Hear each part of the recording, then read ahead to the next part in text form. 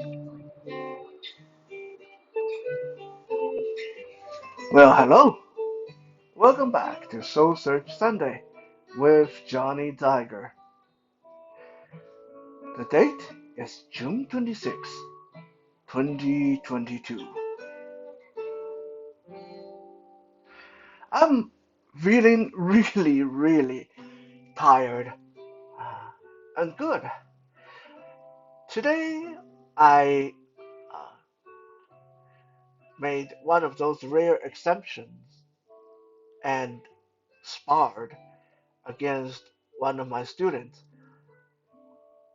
We sparred for 10 rounds, 3 minutes each round, with about a minute rest in between each round. And boy, did we feel out of shape. I mean, after this long pandemic and social distancing and all this stuff, we have not had the chance to spar. Honestly, I have not even put in my mouth guard, gum shield for some people, or put on my helmet, or put my gloves on since uh, 2020. Yeah, since the middle of the year 2020, when all this crazy restriction stuff happened. So yeah, it's been like 2 solid years and a few months since I got some serious sparring business in there.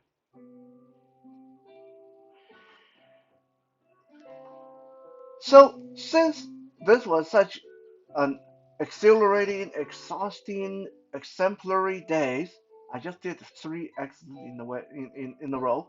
Um, I want to talk a little bit about why is it that a lot of us instructors, teachers, senseis, coaches don't like to. Some of us plain out refuse to spar against our own students because there's really a lot more to it than just us being snobbish or just us being lazy.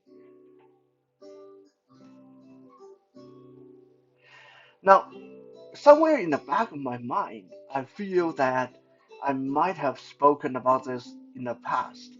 I mean, there is almost 1,000 episodes of Johnny Tiger on this channel now, so some content is going to overlap sooner or later, especially like I mentioned, getting old. Sometimes I forget if I already talked about something. So if I have already spoken about this, then well, we are going to talk about it again.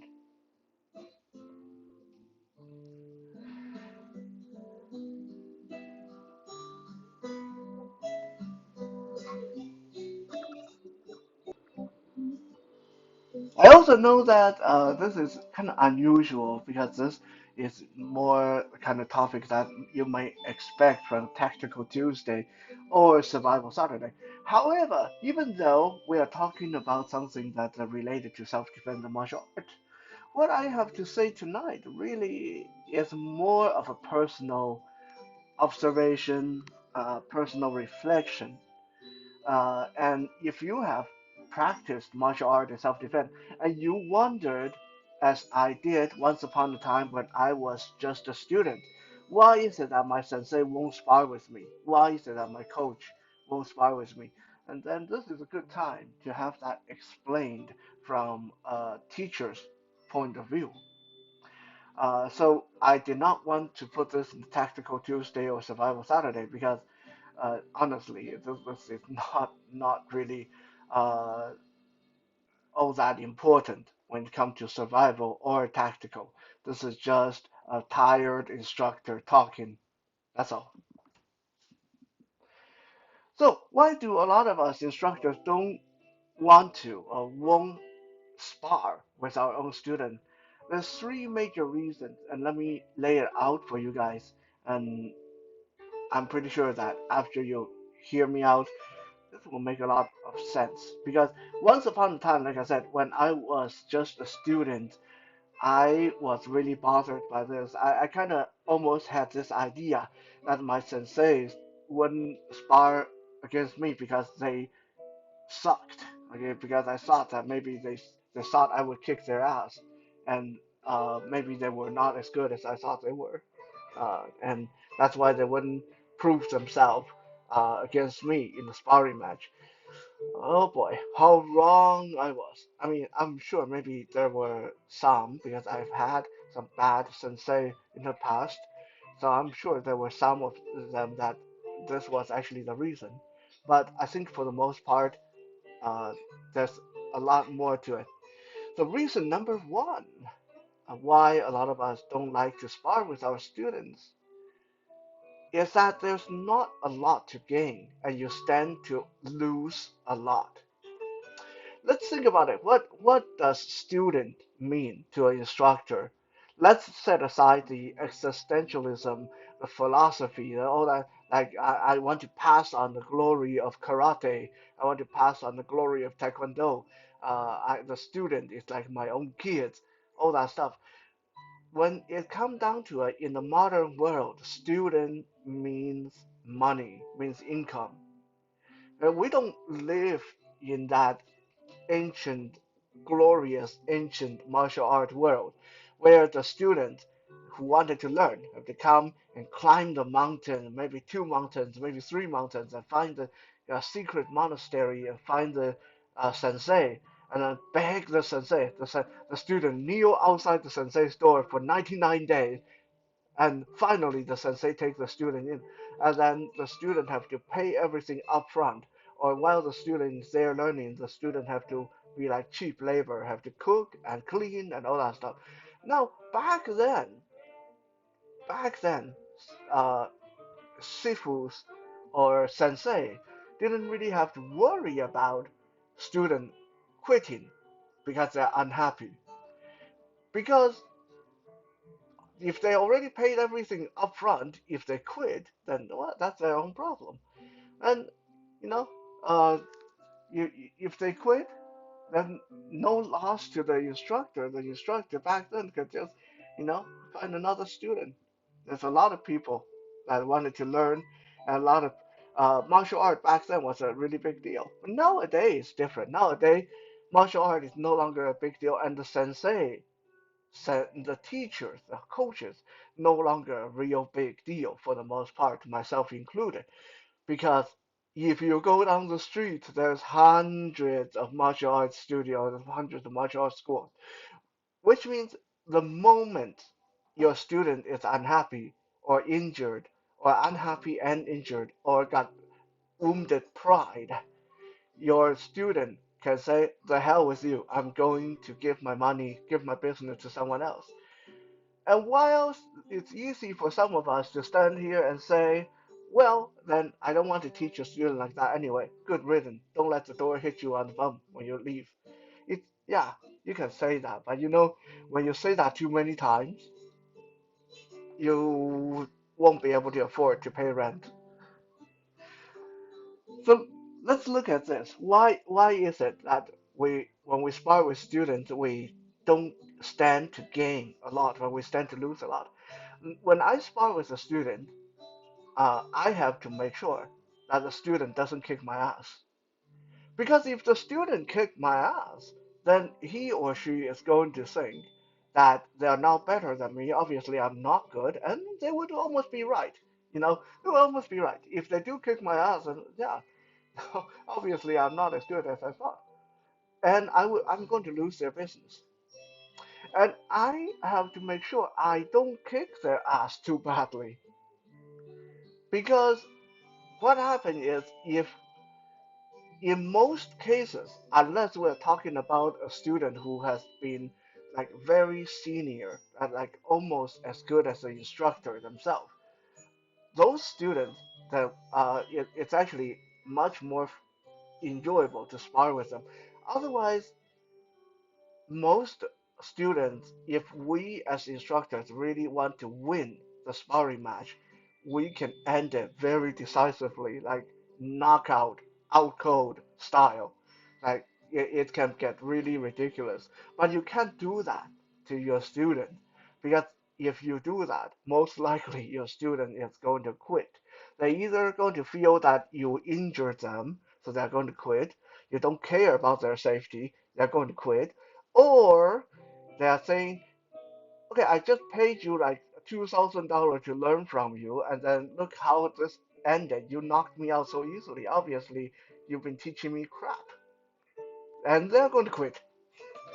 So, no matter if your student beat you or if you beat them too badly or too easily, you're going to lose business.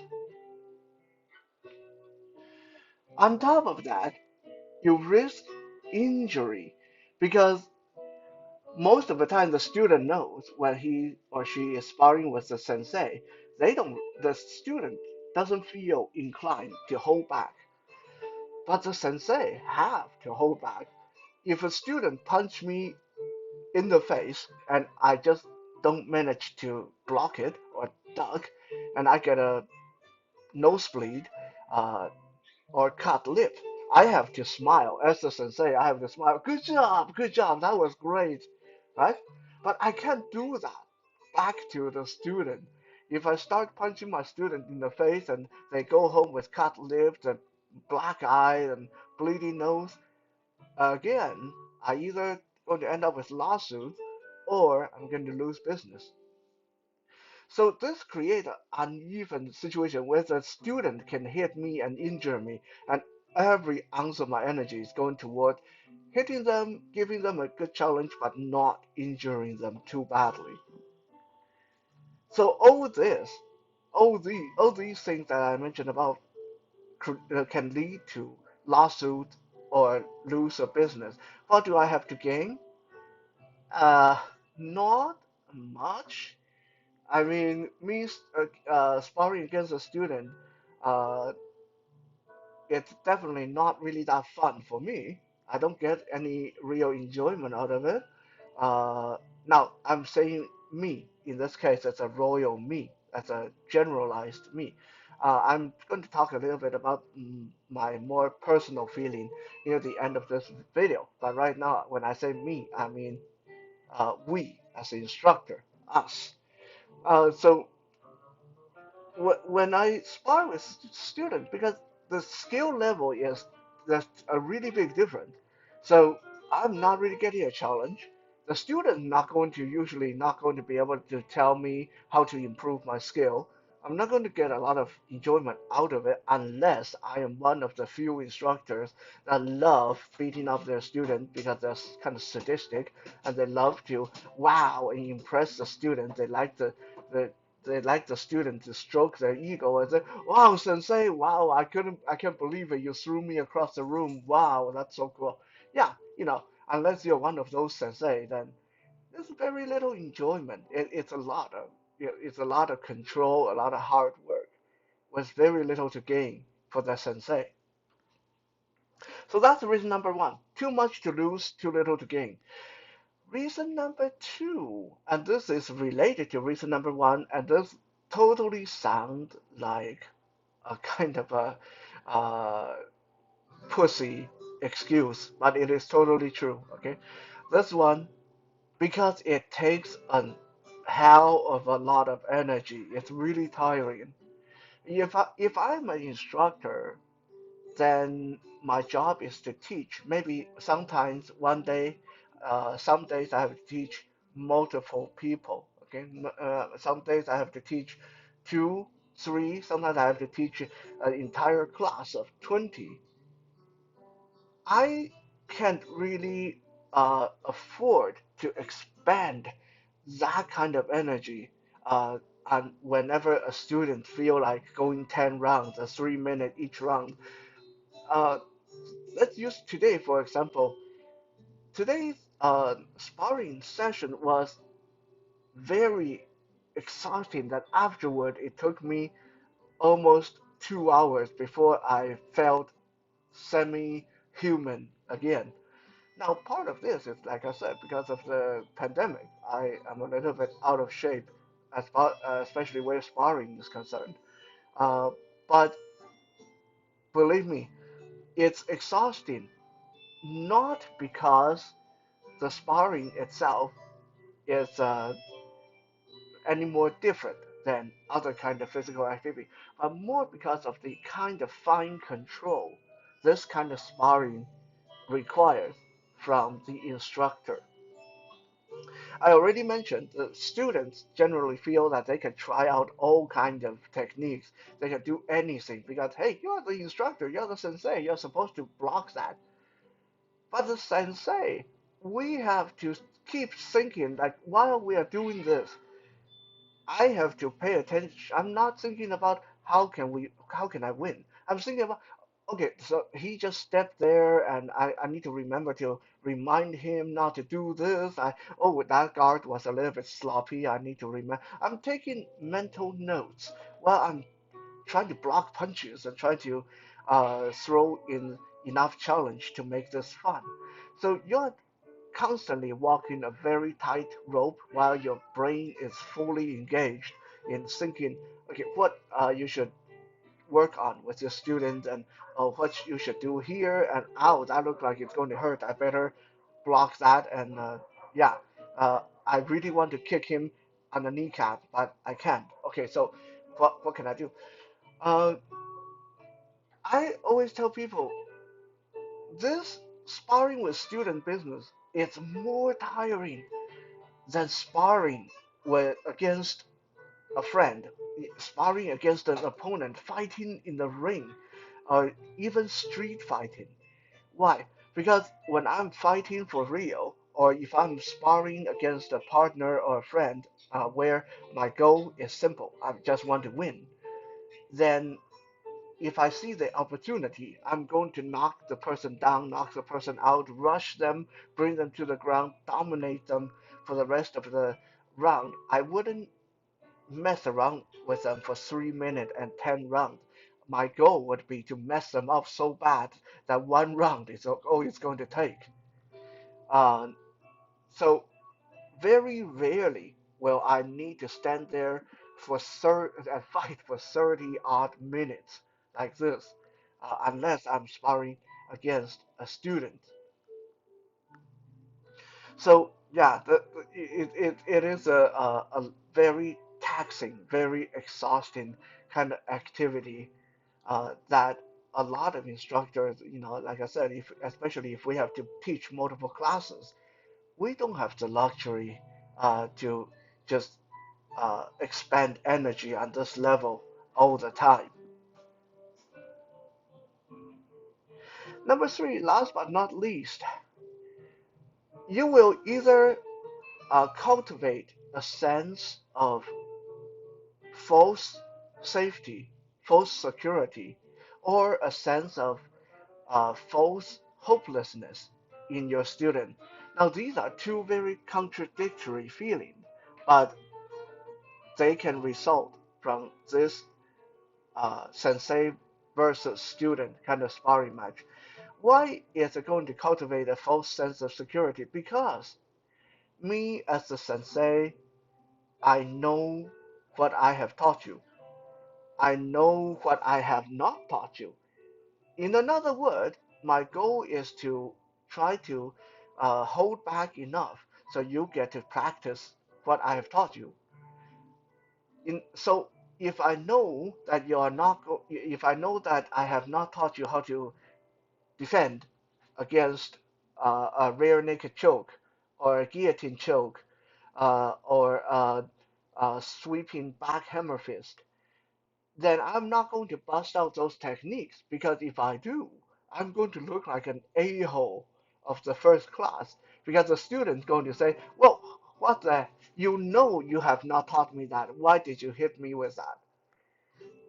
So yeah, so in the end, as an instructor, a lot of time we are limiting ourselves to only doing things that we think you can handle, which let's be honest, that's not how a real fight works. That's not even how most sparring matches work.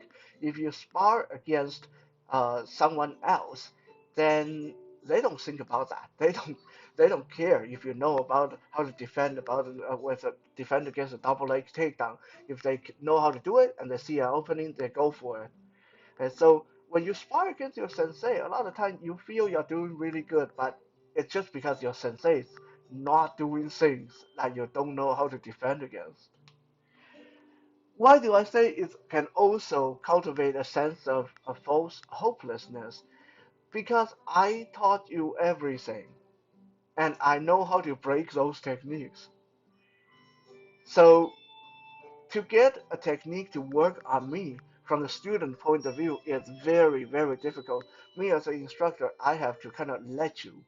If my goal is I am not going to let you do that single leg takedown on me, then you will not land that single leg takedown on me. I taught you how to do it. I know how to prevent it.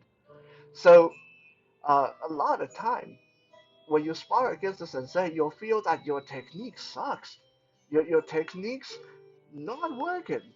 It's not really you. It's just because the sensei knows what you can do.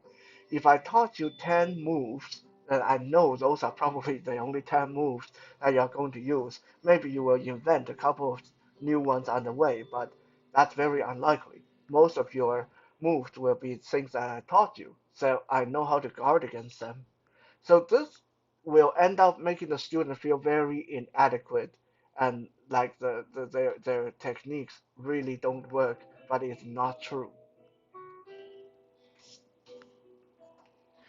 So those are the three reasons why a lot of us just refuse to spar with our students. Now, um, I will make exceptions sometimes.